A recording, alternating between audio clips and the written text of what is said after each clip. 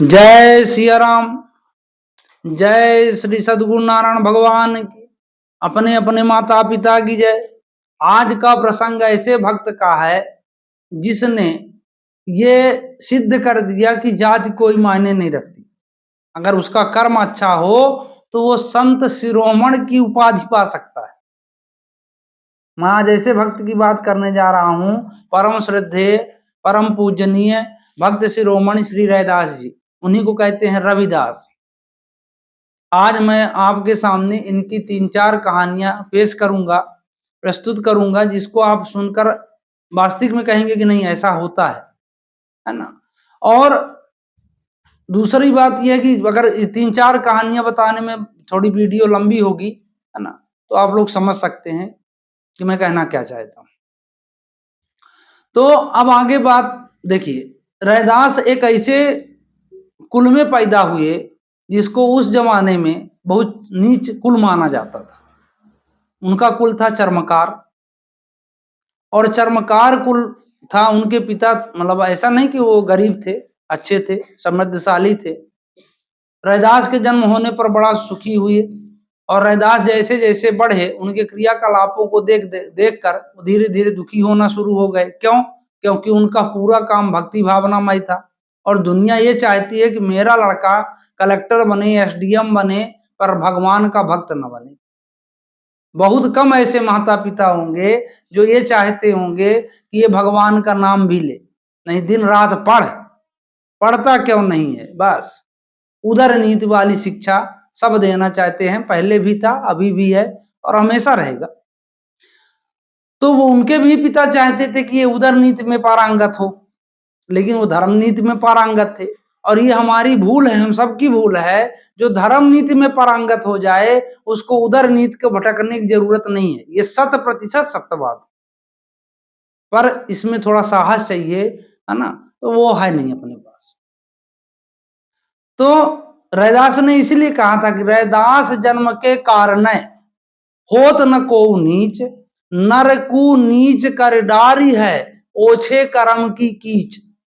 रैदास जी कहते हैं कोई जन्म से छोटा बड़ा नहीं होता, रैदास जन्म के कारण होत न को नीच, है ना। आपका कर्म जो अधम कर्म है ना, वो आपको छोटा बना देता है।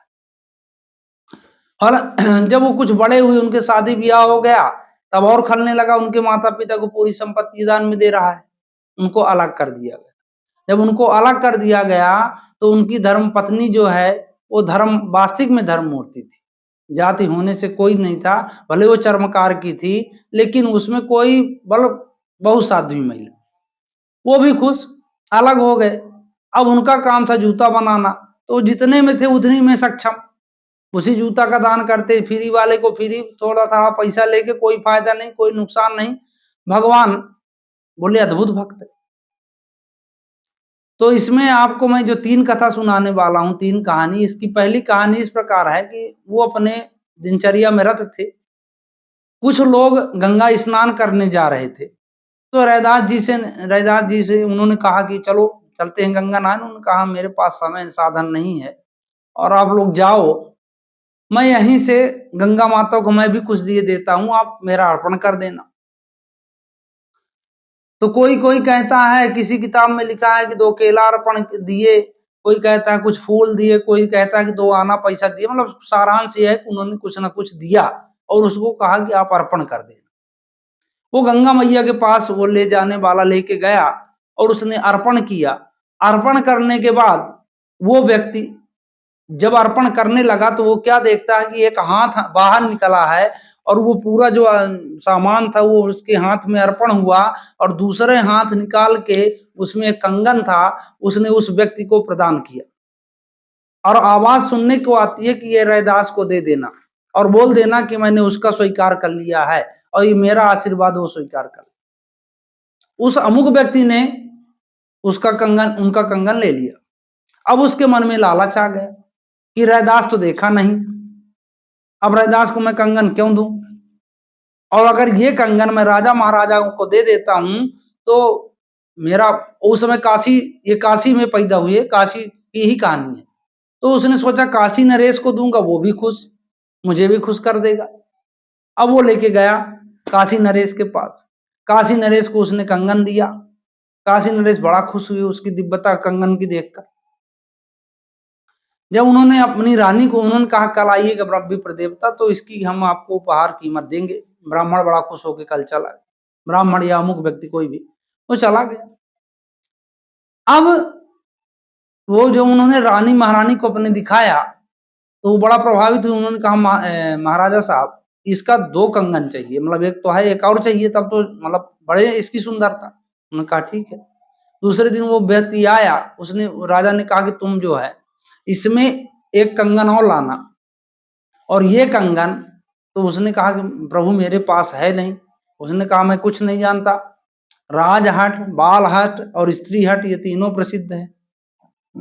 राजा ने कहा कि अगर कंगन तुम दूसरा ढूंढ के नहीं लाए तो तुमको फांसी में चढ़ा दूंगा। अब वो व्यक्ति भड़बड़ाया, उसने पूरी कहानी तोता जैसा रख दी। उसने कहा महाराज मेरा कंगन है नहीं, ऐसा ऐसा बात थी, उसको अर्पण किया गया है।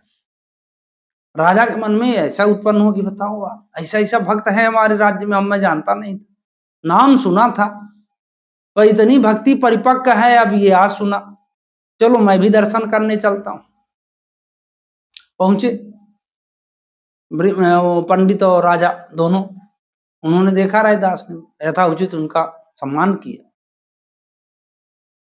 तो उन्होंने पंडित ने माफी मांगी, बोले महाराज ऐसी ऐसा गलती हुई मुझसे। उन्होंने कहा कोई गलती नहीं, आप ठीक है कंगन ले लेते। बोले कंगन लेना तो समस्या हो गई, कंगन लेके मैंने अब दूसरा कंगन मैं कहां से पाऊं। तो लोग कहते हैं ना कि मन चंगा तो कठौती में गंगा, ये कहानी यही सिद्ध होगी। तो उन्होंने कहा कि अगर आपका भाव सत्य हो तो ये जो कठौती है मेरी, इसमें जो पानी भरा है इसको आप गंगा मान के अगर इसमें हाथ डाल लें तो दूसरा कंगन, अगर वो गंगा मैया वहां एक कंगन दे दें, उनके पास दूसरा होगा, दे देंगे, यहीं से दे देंगे। पंडित और राजा दोनों ये सोच रहे थे कि है तो चमार जात का, चर्मकार है, तो इसमें चमड़ा फुलाता होगा, इसे में हाथ डलवाएगा, हम वेद मंत्र पाठी हैं। रैदास को हर सिद्धियां प्राप्त थी, वो सब जानते थे क्या सोच रहे हैं, और मन मन में मगन थे, उनसे कोई लेना देना नहीं, राम सीता राम सीता। मजबूरी बस उस ब्राह्मण ने या अमुक व्यक्ति ने उसमें हाथ डाला।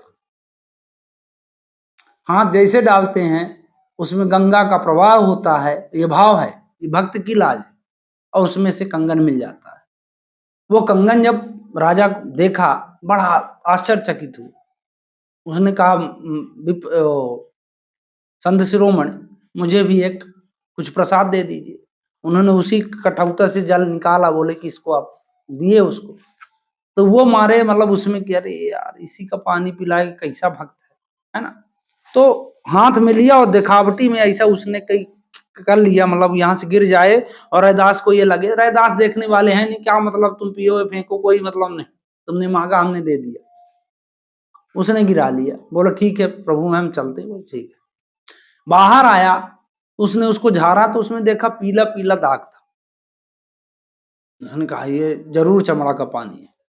घर आया, घर में आके उसने पूरा वो वस्त्र को उतारा, उतार के बाद जब उसने झटकना शुरू किया तो उसमें से हीरा और मोती के कण गिरने लगे, और अद्भुत महक, जो कि राजा कभी सूंघा ही नहीं था, कोई सेंट ही नहीं है।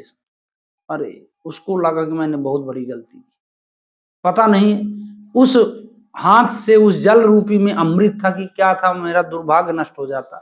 फिर वो पहुंचा रैदास के पास, रैदास से कहा कि मुझे एक बार और दे दीजिए।